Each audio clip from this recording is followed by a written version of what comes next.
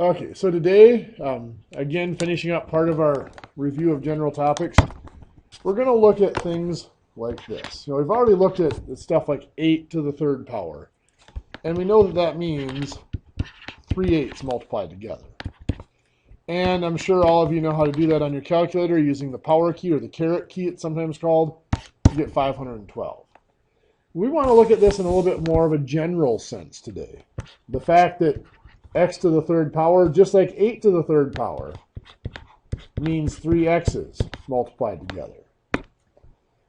So with that definition in mind, we can explore 8 to the x to the third times x to the fifth. What's that going to come out to be?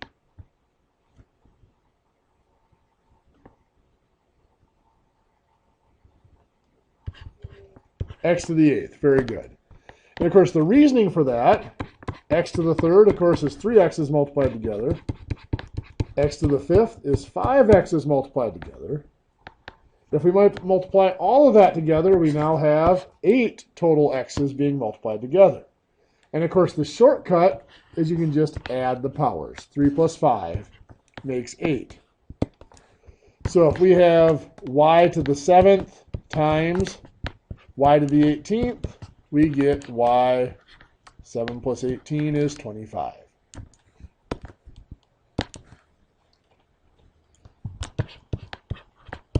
So what if we have x to the fifth over x squared? What do we get? Just yell it out. Don't be shy. X to the third. Very good. And again, that's because x to the fifth is 5x's multiplied together. X squared is just 2x's multiplied together. And in reducing a fraction, we can cancel out common factors, leaving us with those 3x's multiplied together, or x to the third. And of course, the shortcut there was to subtract the powers. 5 minus 2 makes 3. So if we have y to the 19th divided by y to the 11th, we're going to get y to the 19 minus 11 is 8.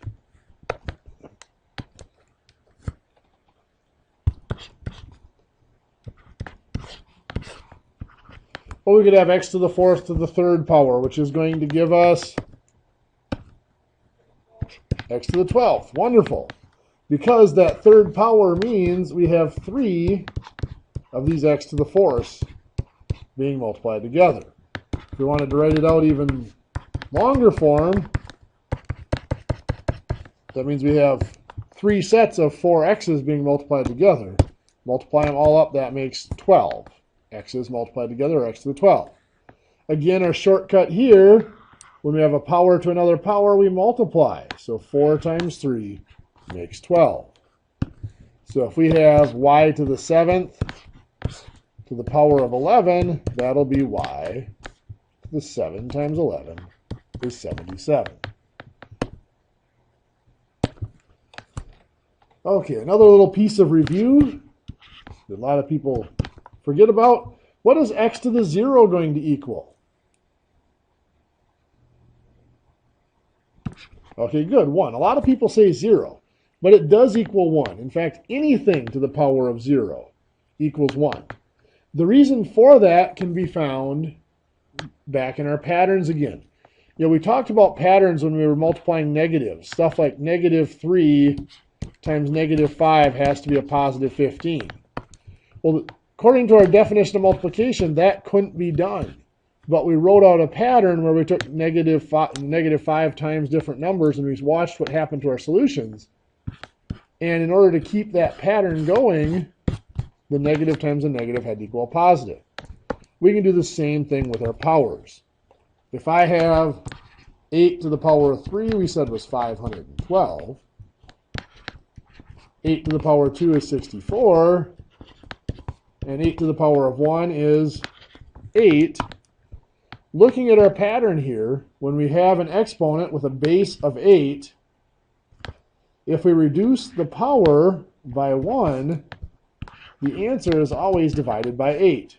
We reduce the power by 1 again, we divide by 8. So if we try to keep that pattern going, 8 to the power of 0, we reduce the power by 1 again. We have to divide by 8. 8 divided by 8 is 1. So even though the definition of a power, we can't have 0 eighths multiplied together, the definition of a power doesn't work there. We define anything to the power of 0 to be 1 because of this pattern. So let's keep going with that into our negative powers. 8 to the power of negative 1, we reduce that power by 1 again. Means you have to divide by 8 again. 1 divided by 8 would give us 1/8.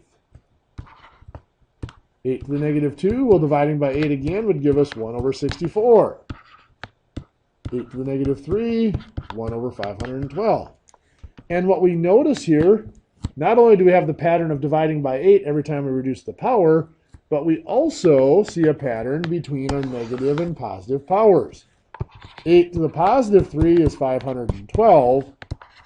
8 to the negative 3 is 1 over 512. They are reciprocals. And again, something to a negative power ends up being the reciprocal of the positive power because of this pattern. I mean, one way you could think of it is a negative power means you're dividing by that number 3 times instead of multiplying by it 3 times, which does fit this solution, but technically that's not mathematically pure. So if I have 2 to the power of negative 11, all I have to do is 2 to the power of 11, which is 2048. So 2 to the power of negative 11 is 1 over 2048.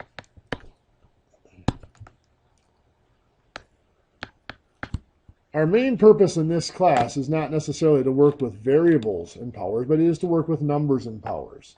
And we're going to look at just using powers of 10. So example, 10 to the power of 5 times 10 to the power of 9. Now we could write that out as 100,000 times 1 billion. But many of our calculators will run out of display space and won't be able to display that anyway. So it's easy to just work with the powers. Just like x to the 5th times x to the 9th would become x to the 14th. Well, 10 to the 5th times 10 to the 9th will just become 10 to the 14th. Or 10 to the 11th divided by 10 to the 4th. Again, just like we would subtract the powers if that was an x there for the base of that exponent, we can subtract the powers when there's 10 as our base. 11 minus 4 will give us 10 to the 7th. Where it gets a little trickier is when we have something like this. What's that going to give us? 10 to the 5th divided by 10 to the negative 8. 10 to the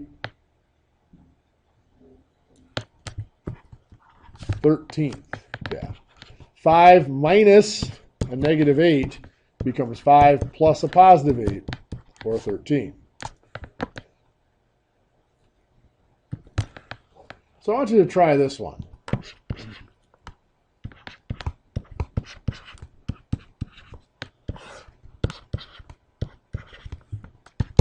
Give you a couple minutes, see what you come up with there.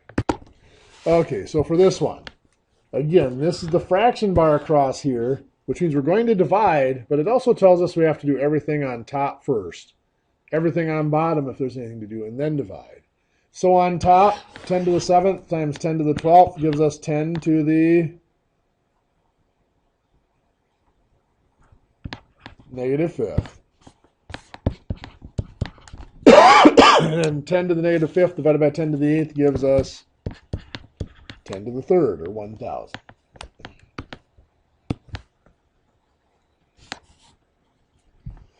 We can take it one step further to run into something like this. Actually, a couple steps further. We're going to go here.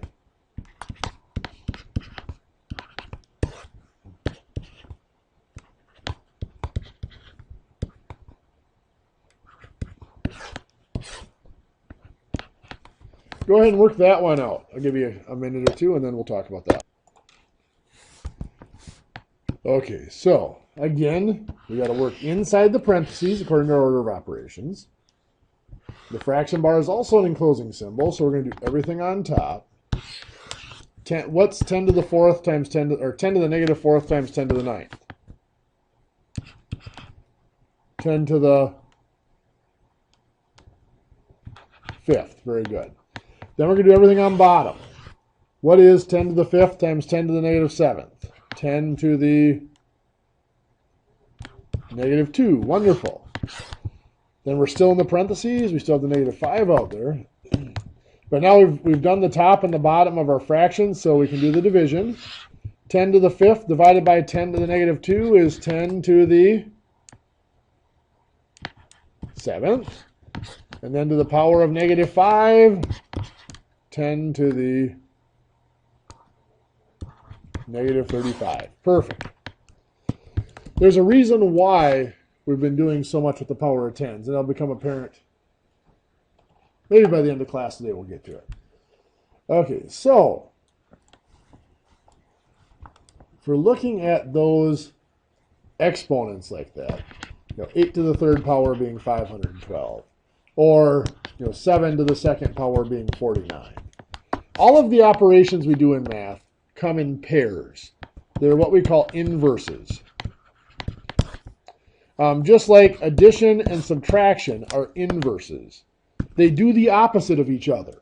If I start out with a random number, let's say I start out with the number 7, and I add something to it. Let's add 2 to it. I get 9. Well, to reverse that, I would take the 9 and I would subtract 2 to get back to 7.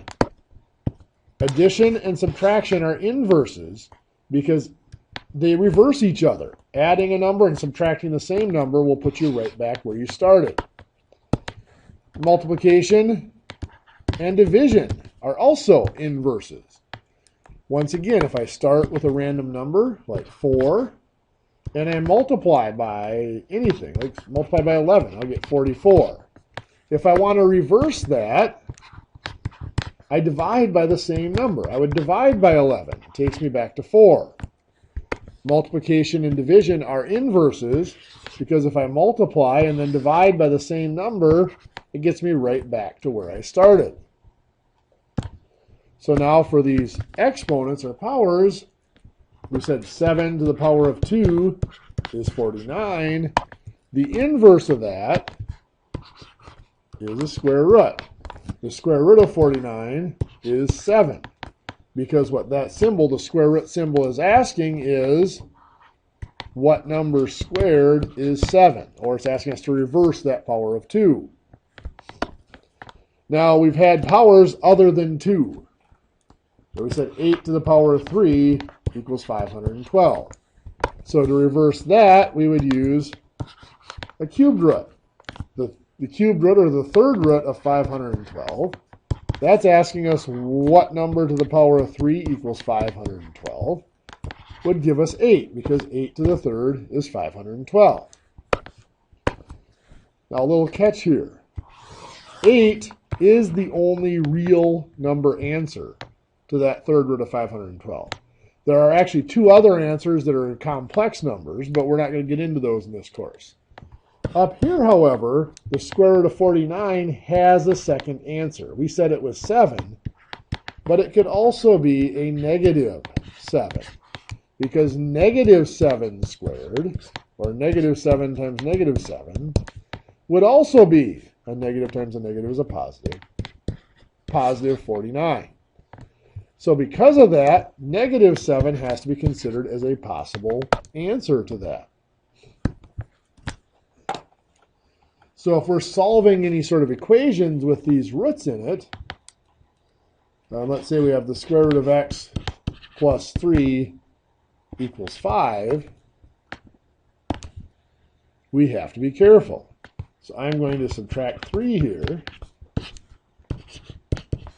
The square root of x equals 2. To solve this, well, the opposite of a square root is squared.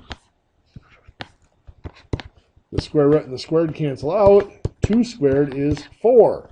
Now in this case, since we were using a power, a squared, to get the result, 4 is the only answer.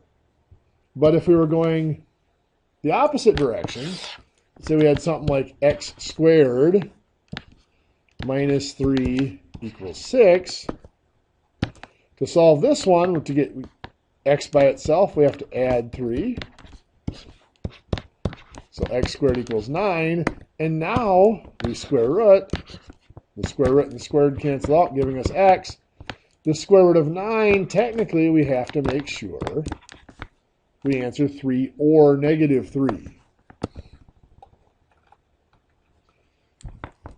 But if I have x to the power of 3 minus 38 equals 87, I go to solve that, I have to add 38.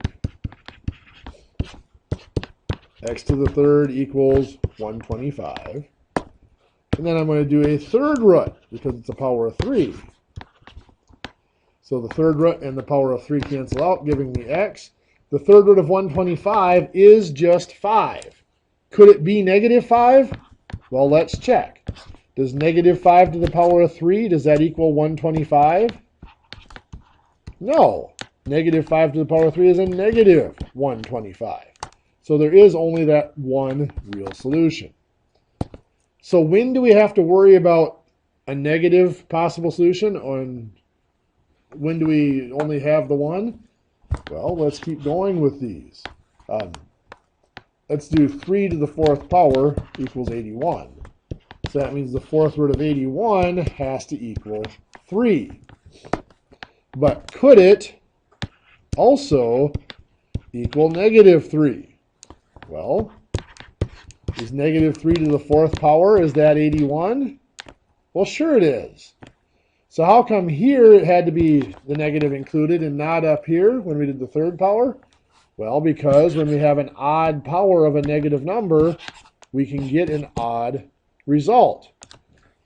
When we have an even power, no matter what, whether it's a positive or negative number, the result will have to be positive. Because of that, whenever we're doing an even root or an even power, the even power will only give us positive results. The even root, however, has to give us both possibilities, positive and negative.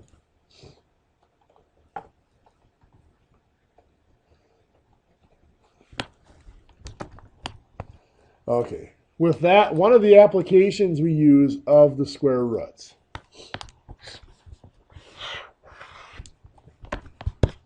Let's see if I can draw a little bit better than that.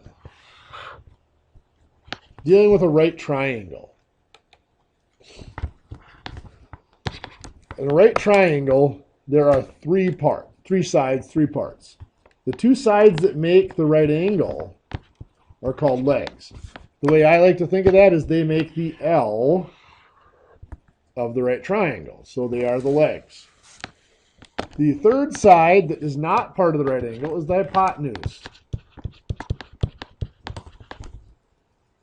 The hypotenuse is always the longest side. It's also always the side that is across from the right angle. In other words, it does not touch the right angle in any way, but it is the side whose size is affected by the right angle. Of course, we know the relationship that a squared plus b squared has to equal c squared, where a and b are the two legs, and c is the hypotenuse.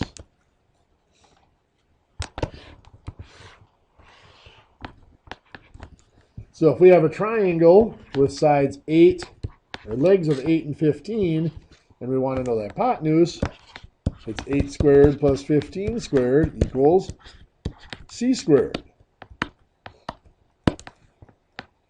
Calculating it out, 8 squared is 64. 15 squared is 225. Still equals c squared. Combining, 64 and 215 is 289 equals c squared. Now we have to undo the squared, so we're going to square root. So the square root of c squared is just c. We have to square root over here.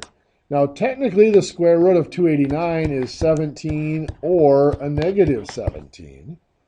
But since we're dealing with lengths of sides, it's not possible to have a negative. So we cross off that negative possibility. It's not viable in this problem. We can run into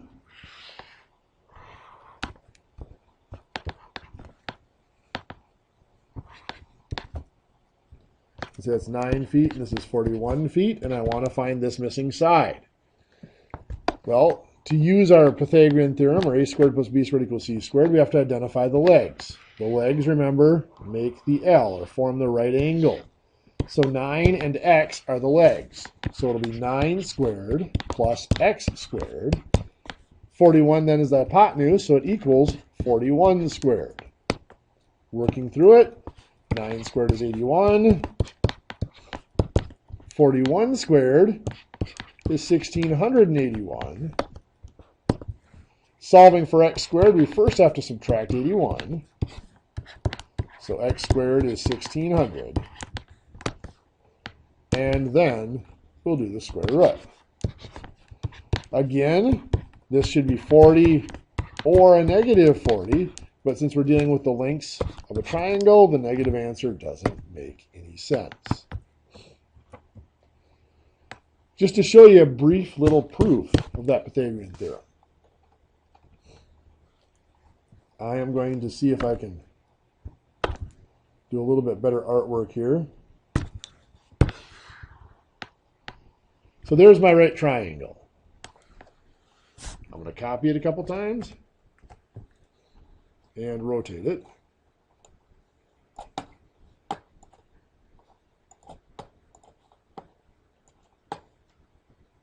What I'm going to do is I'm going to use them to piece together here to make a square.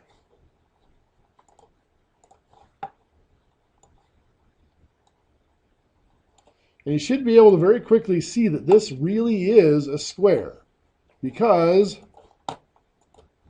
this side here, we'll call this side A and this side B. Well, every side of this square is A plus B.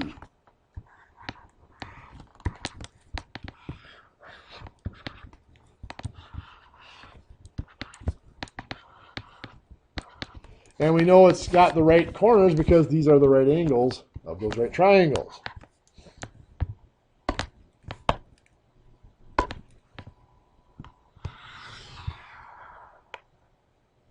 So there's my square. No fill that.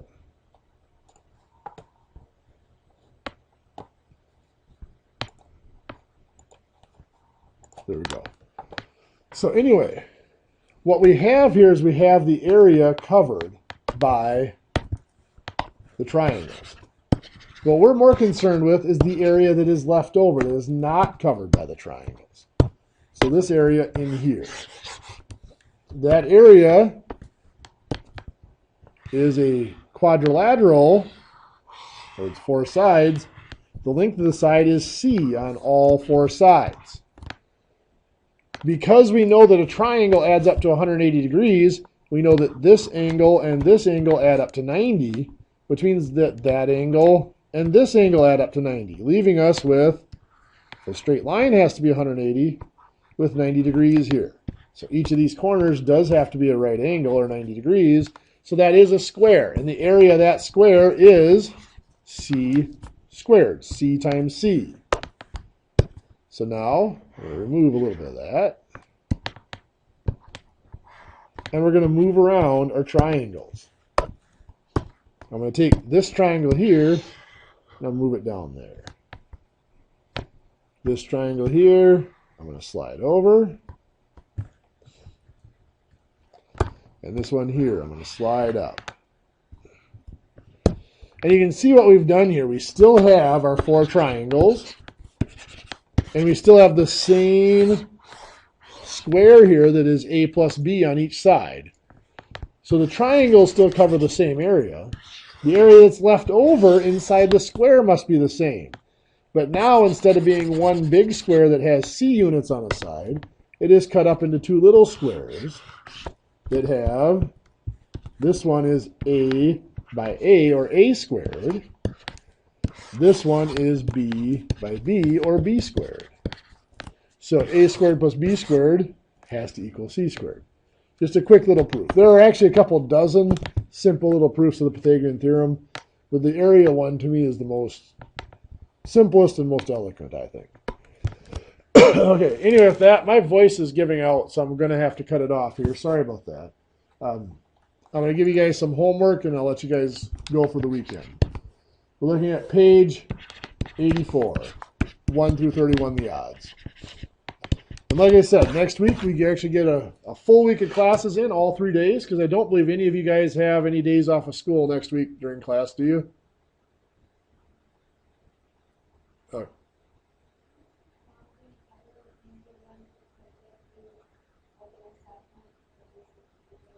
Okay. Kind of like a pre-ACT deal?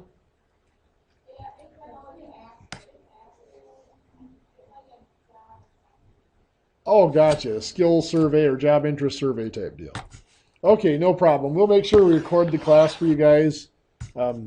Let's see, on Wednesday, we're probably going to be covering measurement and measurement conversions anyway. So there might be some units in there that you're not familiar with, because we'll talk a little bit about grains and minimums and stuff like that. But you guys should be able to catch up with the recording pretty quickly. And like I said, after next week, that's my spring break from the 9th through the 13th. So we'll have that week off. Other than that, I think we're sitting pretty well right now. Okay, you guys have a great weekend. We'll see you all.